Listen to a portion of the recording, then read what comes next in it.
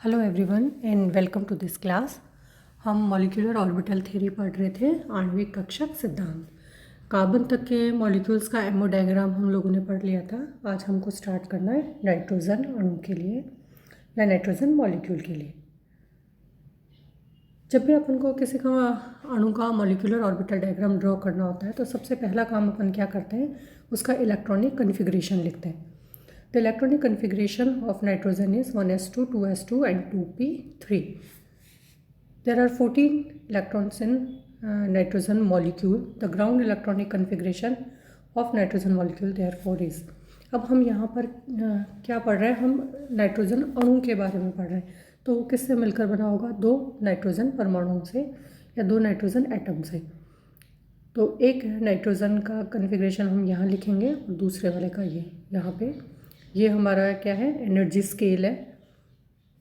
तो यहाँ पे जो लेवल्स हैं उनकी एनर्जी कम है और यहाँ पर जो लेवल्स हैं उनकी एनर्जी ज़्यादा है। मतलब ये वाला जो आपका मॉलिक्यूलर ऑर्बिटल है इसकी एनर्जी यहाँ पर सबसे ज़्यादा या मैक्सिमम है अकॉर्डिंग टू दिस स्केल। अब हमने कन्फिग्रेशन देखा था 2s एक नाइट्रोजन का, 2s दूसरे नाइट्रोजन का। दोनों जब ओवरलैप करेंगे, अतिव्यापन करेंगे, सहसंयोजक बंध बनाएंगे तो जितने परमाणविक कक्षक होंगे उतने ही आणविक कक्षक बनेंगे। तो sigma 2s bonding and sigma 2s anti bonding. अपन ने क्या पढ़ा था, जो आणविक कक्षक बनेंगे उसमें से आधे बॉन्डिंग बनेंगे और आधे एंटी बॉन्डिंग, और उसके बाद में हम उनमें इलेक्ट्रॉन्स को फिल कर देंगे। ये स्ट्रक्चर कहाँ का है? 2s ऑर्बिटल का। अब हम आते हैं नेक्स्ट 2p पे। अब नाइट्रोजन के कन्फिग्रेशन में देखिए 2p3। तो नाइट्रोजन में यहाँ के px, py और pz ऑर्बिटल में हमें 3 इलेक्ट्रॉन फिल करने हैं। ये एक नाइट्रोजन परमाणु हो गया और ये दूसरा नाइट्रोजन का परमाणु हो गया जिसमें कि हमने 3 इलेक्ट्रॉन्स को फिल किया हुआ है। अब टोटल इलेक्ट्रॉन्स कितने हो गए? 3 + 3 6 इलेक्ट्रॉन्स। अब ये जो परमाणुीय कक्षक आपस में अतिव्यापन करेंगे तो उससे उतने ही आणविक कक्षक बनेंगे। 6 आणविक कक्षक बनेंगे जिनमें से 3 बॉन्डिंग बनेंगे और 3 एंटी बॉन्डिंग बनेंगे। ये यहाँ पे ऑर्बिटल्स हमको नज़र आ रहे हैं, ये दोनों पाई ऑर्बिटल्स, और ये सिग्मा 2p जो ऑर्बिटल है आपका वो बनेगा। तो और ये एंटी बॉन्डिंग ऑर्बिटल और ये सिग्मा का एंटी बॉन्डिंग ऑर्बिटल। ये दोनों energy level degenerate energy level है, मतलब इनकी दोनों की ऊर्जा समान है और ये एनर्जी में थोड़ा सा हायर है। अब 6 इलेक्ट्रॉन्स हमको फिल करने हैं तो हम क्या करेंगे, हुन्स रूल के अकॉर्डिंग पहले एक एक इलेक्ट्रॉन इनमें भरेंगे, उसके बाद में हम इनमें पेयरिंग करेंगे। तो 4 इलेक्ट्रॉन यहाँ आ जाएंगे और 2 इलेक्ट्रॉन्स यहाँ पे आ जाएंगे। एंटी बॉन्डिंग आपका पूरा का पूरा खाली रहेगा। ठीक है, हमने जब इसके पोस्टुलेट्स पढ़े थे तो हमने पढ़ा था कि बॉन्डिंग मॉलिक्यूलर ऑर्बिटल में अगर इलेक्ट्रॉन जाते हैं तो अणु का स्थायित्व बढ़ता है और एंटी बॉन्डिंग में अगर इलेक्ट्रॉन जाते हैं तो अस्थायित्व बढ़ता है। अब यहाँ पे देखिए एंटी बॉन्डिंग पूरा का पूरा खाली है, सिर्फ बॉन्डिंग में है, इसलिए ये अणु बहुत ज़्यादा स्टेबल है, बहुत ज़्यादा स्थायी है। अब हमने इसका कन्फिग्रेशन लिख लिया, सिग्मा 1s2। ऊपर हम नंबर ऑफ इलेक्ट्रॉन लिखते हैं, सिग्मा एंटी बॉन्डिंग में 2, सिग्मा बॉन्डिंग में 2, सिग्मा एंटी बॉन्डिंग में 2, पाई ऑर्बिटल्स में दोनों में 2 इलेक्ट्रॉन्स और यहाँ पे इस वाले सिग्मा में भी 2 इलेक्ट्रॉन। ये क्या है? इसका नाइट्रोजन मॉलिक्यूल का कन्फिग्रेशन है। अब हमको नेक्स्ट क्या कैलकुलेट करना होता है? इसका बॉन्ड ऑर्डर। और बॉन्ड ऑर्डर के लिए फॉर्मूला हमारे पास क्या होता है? Number of electrons in bonding molecular orbital minus number of electron in anti bonding molecular orbital divided by 2। और इससे बॉन्ड ऑर्डर कितना निकलेगा? 3। इसका मतलब एक नाइट्रोजन का एटम दूसरे नाइट्रोजन के एटम से ट्रिपल बॉन्ड से जुड़ा हुआ रहेगा। It is important to note that the triple bond in nitrogen consist of 1 sigma and 2 bond because of the presence of 2 electrons in a sigma orbital and 4 electrons in the 2 pi molecular orbitals। ठीक है, ये pi bonding है और ये हमारा sigma bond है। अब सारे के सारे जो इलेक्ट्रॉन्स हैं वो हमारे पेयर्ड हैं, युग्मित हैं, एक भी अनपेयर्ड इलेक्ट्रॉन इसमें नहीं है, इसलिए हम इसको क्या कहते हैं? प्रतिचुंबकीय, या nitrogen is diamagnetic in nature. अब नाइट्रोजन का बॉन्ड ऑर्डर क्योंकि 3 है, मैक्सिमम है, इसलिए नाइट्रोजन लगभग अक्रिय गैस की तरह व्यवहार करता है, इसका स्थायित्व बहुत ज़्यादा है। तो एग्ज़ाम में जब अपन से क्वेश्चन पूछा जाएगा कि एमओ डायग्राम के द्वारा ये समझाइए कि नाइट्रोजन अक्रिय गैस की तरह व्यवहार करती है।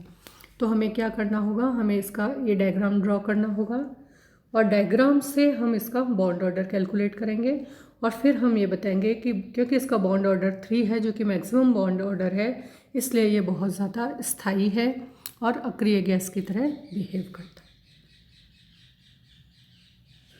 इसके बाद में नेक्स्ट आता है ऑक्सीजन मॉलिक्यूल। ऑक्सीजन मॉलिक्यूल में जो एमओ डायग्राम है वो थोड़ा सा डिफरेंट है नाइट्रोजन से। नाइट्रोजन में हमने क्या देखा था कि ये जो पाई ऑर्बिटल्स हैं ये एनर्जी में नीचे होते हैं, लेकिन ऑक्सीजन के पे आते आते सिग्मा 2pz वापस से एनर्जी में लोअर हो जाता है और पाई ऑर्बिटल्स ऊपर चले जाते हैं। ऐसा क्यों होता है? क्योंकि नाइट्रोजन से पहले तक के जो तत्व हैं उनमें एस और पी ऑर्बिटल एक दूसरे के पास पास में होते हैं, तो उनमें अतिव्यापन हो जाता है और उस अतिव्यापन की वजह से पाई ऑर्बिटल्स एनर्जी में लोअर हो जाते हैं। ये क्वेश्चन भी आपसे एग्ज़ाम में पूछा जा सकता है कि इस तरीके का कन्फिग्रेशन क्यों होता है। अब जब भी हमें एमओ डायग्राम बनाना होगा तो हम क्या करते हैं, सबसे पहले हम उसका इलेक्ट्रॉनिक कन्फिग्रेशन लिखते हैं। तो इलेक्ट्रॉनिक का कन्फिग्रेशन लिखेंगे 1s2 2s2 2p4। इसके बाद में हम यहाँ पर डायग्राम ड्रॉ करेंगे। डायग्राम जब हम ड्रॉ करेंगे तो हमें ध्यान रखना है ये एनर्जी स्केल ज़रूर बनाना है। यहाँ पर लिखना है एटॉमिक ऑर्बिटल्स, यहाँ लिखना है एटॉमिक ऑर्बिटल्स और बीच में लिखना है आणविक कक्षा। The ground state configuration of oxygen molecule is this. आप देखिए यहाँ पे 3 पी ऑर्बिटल और दूसरे ऑक्सीजन परमाणु के 3 पी ऑर्बिटल, तो टोटल कितने हो गए 6 इलेक्ट्रॉन्स। यहाँ पे आपको ये ध्यान रखना है सिग्मा ऑर्बिटल एनर्जी में लोअर होगा, दोनों पाए बॉन्डिंग वाले हायर होंगे इससे एनर्जी में। 4 इलेक्ट्रॉन्स हैं, 4 इलेक्ट्रॉन यहाँ पे और 4 इलेक्ट्रॉन यहाँ पे, तो टोटल कितने हो गए 8 इलेक्ट्रॉन्स। अब हमें यहाँ पर 8 इलेक्ट्रॉन्स को फिल करना है। फिलिंग कहाँ से करेंगे? हमेशा लोएस्ट एनर्जी लेवल से। लोएस्ट एनर्जी पे है सिग्मा 2pz। इसमें कितने इलेक्ट्रॉन आ सकते हैं? 2 इलेक्ट्रॉन आ सकते हैं। इसके ऊपर क्या है? पाई 2px और पाई 2py, दोनों डी जनरेट है, मतलब समान ऊर्जा के। तो पहले हम दोनों में एक एक इलेक्ट्रॉन भरेंगे, फिर उसके बाद में उनमें पेयरिंग करेंगे। तो टोटल 6 इलेक्ट्रॉन यहाँ पर आ गए। अब 2 इलेक्ट्रॉन बचे, वो 2 इलेक्ट्रॉन कहाँ जाएंगे? पाई एंटी बॉन्डिंग में। और दूसरा, क्योंकि डी जनरेट एनर्जी लेवल है, ऊर्जा समान है, तो हम एक साथ 2 नहीं भरेंगे, दोनों में पहले एक एक भरेंगे। ये हुंस का रूल है, हम जानते हैं इसको। अब इस कन्फिग्रेशन में खास बात जो आपको नज़र आ रही है वो क्या आ रही है? एंटी बॉन्डिंग मॉलिक्यूलर ऑर्बिटल में 2 इलेक्ट्रॉन अयुग्मित हैं और इन 2 अयुग्मित इलेक्ट्रॉन की वजह से ऑक्सीजन का अणु अनुचुंबकीय या पैरामैग्नेटिक है। ये एक बहुत ही इम्पॉर्टेंट बात है क्योंकि इस चीज़ को वैलेंस बॉन्ड थ्योरी नहीं समझा पाई थी। जो संयोजकता कक्षक सिद्धांत है उनके अनुसार ऑक्सीजन का अणु प्रतिचुंबकीय होता है, होना चाहिए, लेकिन जो स्पेक्ट्रोस्कोपिकल स्टडीज़ है वो ये बताती है कि ऑक्सीजन का अणु अनुचुंबकीय होता है।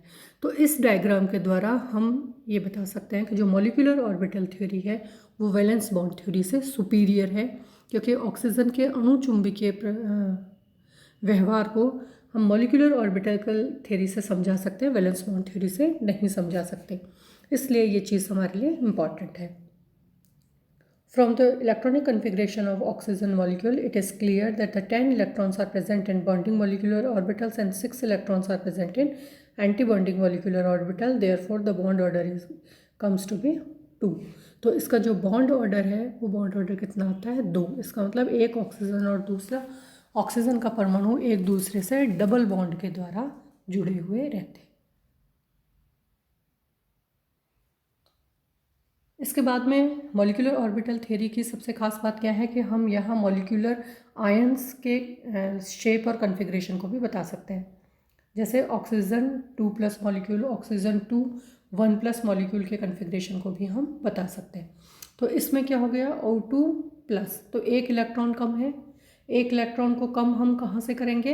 एंटी बॉन्डिंग मॉलिक्यूलर ऑर्बिटल से। क्यों कम करेंगे? क्योंकि यहाँ से इलेक्ट्रॉन हटने पर स्थायित्व बढ़ जाता है और एंटी बॉन्डिंग में से हमने एक इलेक्ट्रॉन हटाया। ठीक है, एक बार अपन दोबारा देखते हैं। देखिए यहाँ पर 2 इलेक्ट्रॉन्स हैं। जब हम O2+ मॉलिक्यूल बनाएंगे तो उसमें एक इलेक्ट्रॉन यहाँ से हमने कम कर दिया। जैसे ही हम एंटी बॉन्डिंग में से एक इलेक्ट्रॉन कम करेंगे बॉन्ड ऑर्डर बढ़ जाएगा। कितना हो गया 2.5। और बॉन्ड ऑर्डर बढ़ने का क्या मतलब होता है, bond order is directly proportional to stability. मतलब अगर बॉन्ड ऑर्डर बढ़ेगा तो अणु का स्थायित्व भी बढ़ जाएगा। अब इसमें एक अयुग्मित इलेक्ट्रॉन है इसलिए इसकी मैग्नेटिक प्रॉपर्टी कैसी होगी, अनुचुंबकीय। अब ऑक्सीजन का एक दूसरा आयन देखते हैं O2 इसका मतलब ऑक्सीजन में से 2 इलेक्ट्रॉन्स हमने और कम कर दिए। ठीक है, अब ये 2 इलेक्ट्रॉन हमने कहाँ से कम किए, एंटी बॉन्डिंग। ये बात आपको ध्यान रखनी है, जब हम इलेक्ट्रॉन्स को फिल करते हैं तो हमेशा लोएस्ट एनर्जी लेवल से फिल करते हैं। जब इलेक्ट्रॉन्स को रिमूव करते हैं, हटाते हैं, तो हमेशा हम हाईएस्ट एनर्जी ऑर्बिटल्स में से उसको रिमूव करते हैं, उसको हटाते हैं। तो इलेक्ट्रॉन हम यहाँ से हटाएंगे। देखिए यहाँ पे आपको एक इलेक्ट्रॉन नज़र आ रहा है, O2+ में, O2 में एक और इलेक्ट्रॉन हटाना पड़ेगा, तो हमने यहाँ से भी हटा दिया। तो इसका मतलब क्या हो गया, एंटी बॉन्डिंग मोलिकुलर ऑर्बिटल में एक भी इलेक्ट्रॉन नहीं है। तो बॉन्ड ऑर्डर कितना हो गया, 3। सारे के सारे इलेक्ट्रॉन क्या है हमारे, युग्मित हैं। तो मैग्नेटिक प्रॉपर्टी क्या हो गई, डायमैग्नेटिक। तो इसी आधार पर हम इनके स्थायित्व को भी समझा सकते हैं। जैसे अगर आपसे एग्जाम में ये क्वेश्चन पूछा जाए O2 अणु आयन और O2 आयन में से अधिक स्थायी कौन है और क्यों, तो आपको क्या करना पड़ेगा, आपको इसी तरीके से जैसे यहाँ बताया एक पेज पर दोनों का मोलिकुलर ऑर्बिटल डायग्राम बनाना होगा, दोनों का बॉन्ड ऑर्डर कैलकुलेट करना होगा और फिर आप अपने इसको आंसर को लिखेंगे कि इन डायग्राम के आधार पर बॉन्ड ऑर्डर 2.5 आया है, जबकि O2 का बॉन्ड ऑर्डर 3 आया है। बॉन्ड ऑर्डर से हमें स्थायित्व का पता चलता है, इसलिए O2 आयन अधिक स्थायी। इस तरीके से आपको अपना पूरा जवाब लिखना है जिससे आपको पूरे मार्क्स मिल सके। नेक्स्ट वीडियो में हम इससे आगे वाले अणुओं के बारे में पढ़ेंगे। Thank you.